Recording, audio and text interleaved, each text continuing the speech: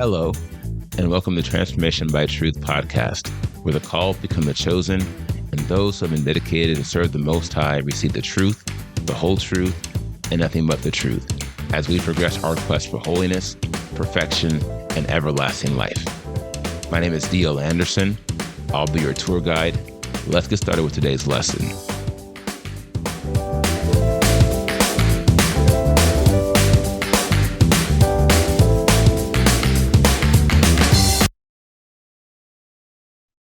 Hello, my friends. D.L. Anderson here. Welcome back to Transformation by Truth podcast and the quest for holiness, perfection, and everlasting life. Today, we have a brief word from your host and a reminder that exciting times are on the way.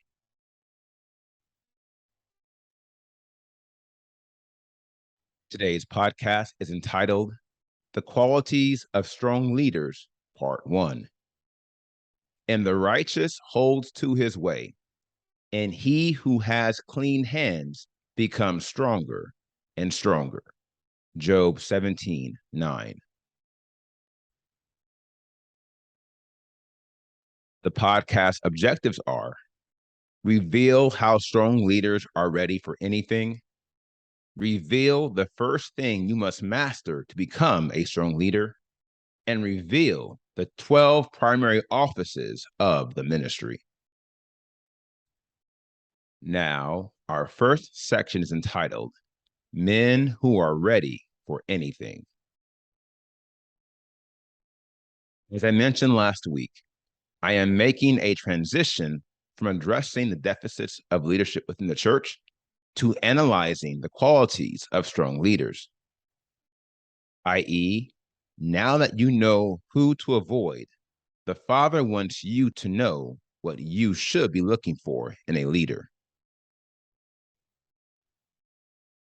As a quick refresher from our feature week, I will submit the 12 fundamental qualifications of any minister, i.e., leader, recognized by Elohim, beginning with the word of truth. 1 Timothy 3:1-4 reads, "Trustworthy is the word. If a man longs for the position of an overseer, i.e., bishop, he desires a good work. An overseer, then, should be blameless, without sin, the husband of one wife, sober, sensible, orderly, kind to strangers, able to teach, not given to wine, no brawler, but gentle, not quarrelsome, no lover of silver, one who rules his own house well, having his children in subjection with all reverence. For if a man does not know how to rule his own house, how shall he look after the assembly of Elohim?" Now, here they are, the 12 qualifications. Blameless, i.e., without sin, not a philanderer, sober, sensible, orderly, kind to strangers, able to teach, not given to wine, no brawler, but gentle, not quarrelsome, no lover of silver, and rules his own house well. Now, no doubt, these 12 qualities are not simple achievements in the life of any true believer. And these are the foundation. These are the fundamental qualities. They are the ticket that get you in the door, the milestone that qualifies you to run the race. Here's a rhetorical question. How many people do you know who check all these boxes? Now, before you answer this question rhetorically, you must understand a key characteristic of the way of holiness and how progress is made on this legendary path. Consider this. You cannot travel the way of holiness without mastering all the lines and precepts associated with this way. These lines and precepts at the highest level are the 16 degrees we will be analyzing at a fine level of detail during our corporate quest. The fruit of mastery is sure, that is, constancy, i.e., you cannot honestly claim to be a master of anything if you fail to demonstrate your dominion, authority, and power in that arena with constancy. The key word is constancy. Truly, many possess the ability to bear the occasional fruit. However, Elohim is not looking for men who can meet a moment. He is looking for men who are ready for anything, and that includes eternity. Now, our next section is entitled, The First Thing You Must Master. The requirement of constancy as it pertains to leaders should not be a difficult concept to grasp.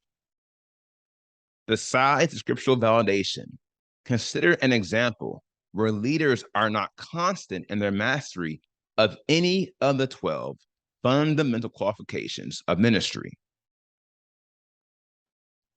For example, if your leader struggles with the love of money, can you trust him with the finances? If he struggles with his temper, can you trust him in a heated conversation?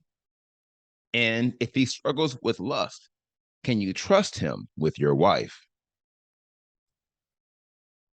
The answer to each of these questions is no, which is why the Father has established these leading qualifications for his ministers.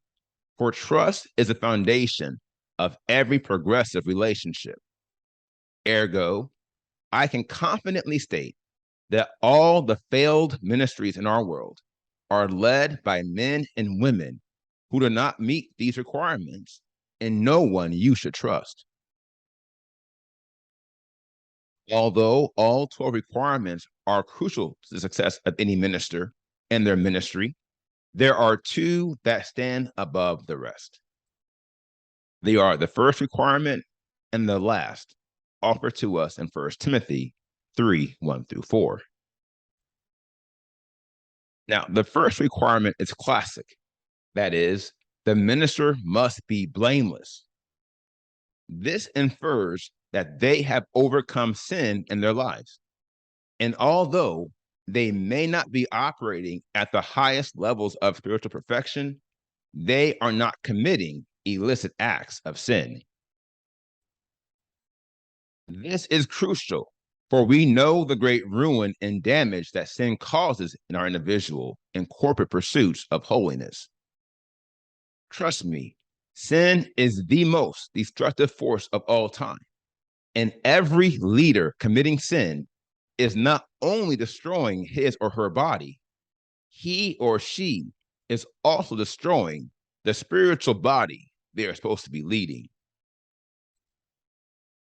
Not only this, but you should consider how you can only achieve the remaining 11 requirements if you fulfill the first. I.e., if you have not overcome sin in your life, you will never fulfill any other requirement on ministry. On this wise, your victory over sin is the fundamental requirement of ministry. This is in line with the nature of the way of holiness, which we have established is based upon mastery. And the first thing you must master in this pursuit is sin. Now, our next section is entitled The 12 Primary Offices of the Ministry. This message applies to everyone in a congregation of righteousness, for we have all been called to the ministry. That doesn't mean you have to be a pastor or a musician or a preacher. Remember, the ministry, like the invisible body, is a diverse collection of many different offices and parts. We've touched on this in prior podcasts. Yet, seeing how important this matter is, I will resubmit the passage that confirms the diverse nature of ministry and how these all work towards its three primary purposes. Ephesians 4:11-13 reads, and he himself gave some as emissaries, and some as prophets, and some as evangelists, and some as shepherds and teachers for the perfecting of the set apart ones, for the work of the ministry, for the edifying of the body of Messiah, until we all come to the unity of the belief and of the knowledge of the Son of Elohim, to a perfect man, to the measure of the stature of the completeness of Messiah. 1 Corinthians 12:27-28 reads, you are a body of Messiah and members individually, and Elohim has appointed these in the assembly. Firstly, emissaries, secondly, prophets, thirdly, teachers, after that, miracles, then gifts of healings, helps, ministrations, kinds of tongues. From these verses, we see 12 primary offices within the ministry. They are emissaries, prophets, evangelists, shepherds, teachers, miracle workers, healers, helpers, administrations, narrators of the divine, interpreters, and parishioners. I included parishioners because, although they're not ministers by spiritual definition, the model of ministry is evolutionary. It progresses from the model of a servant to a steward, and then finally to a minister.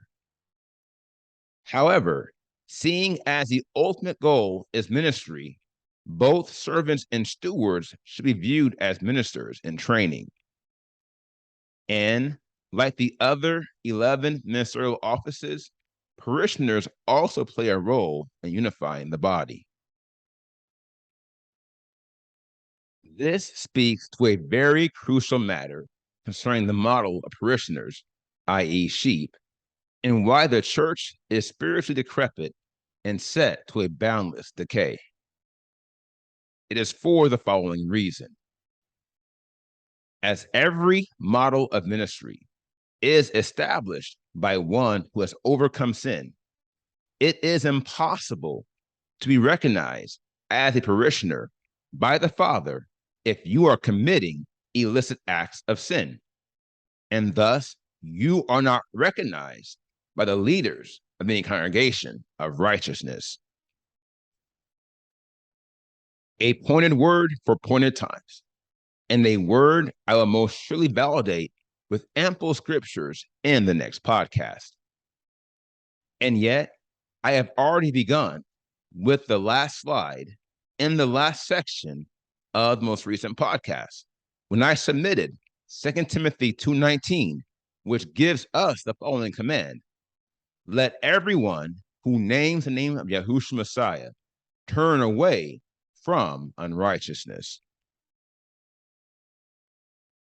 It appears we will be leaving off with this pivotal verse for a second straight podcast, and we will pick it up from there as I reveal to you why those who have not overcome sin cannot be parishioners within a congregation of righteousness. Selah. Now, here is the final word. The beginning of strong leadership is the foundation, and it applies to all. 2 Timothy 2:19 begins saying, nevertheless, the foundation of Elohim stands sure. That is to say, if the foundation of your ministry is aligned with the word of truth, and you have fulfilled all the leading requirements, your ministry will surely manifest the power and the will of Elohim. All others will fail, and fail miserably, for a weak foundation will always cause the greatest degree of destruction, and in the end, the everlasting judgment of Elohim. The question I would pose to everyone listening today, no matter where you are in the ministry spectrum, is this: How strong is your foundation?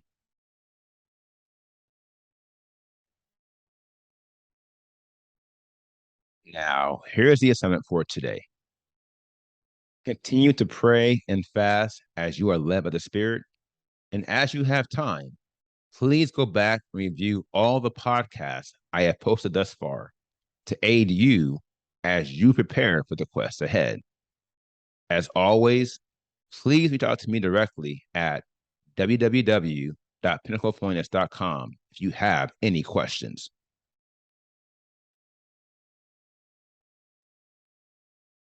Now, here is what's next.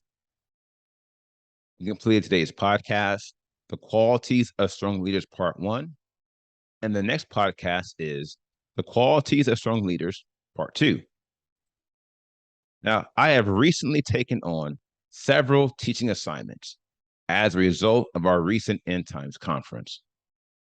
Thus, for the foreseeable future, I'll be posting one podcast each week on Wednesday as we expand our network of strong leaders and men and women who are still seeking righteousness.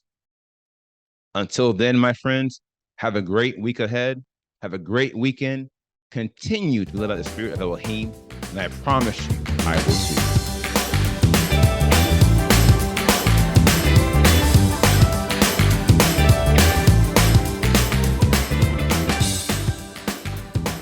I hope you enjoyed today's podcast. Remember to tune in with us every Monday through Friday at 3 p.m. Eastern. And if you haven't already, visit us at www.pinnacleofholiness.com and make sure you sign up to join the quest for holiness, perfection, and everlasting life 2022.